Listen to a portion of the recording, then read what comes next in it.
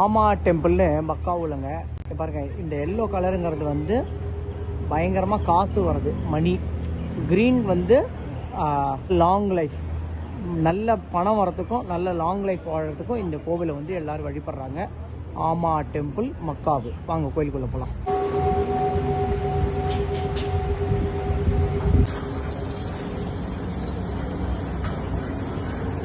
இப்போ நம்ம இது பார்க்குறதெல்லாம் பார்த்தா உங்களுக்கு கூட மாதிரி தெரியுது இல்லையா? கூட இல்லை, இது பாருங்கள் ஊதுபத்தி.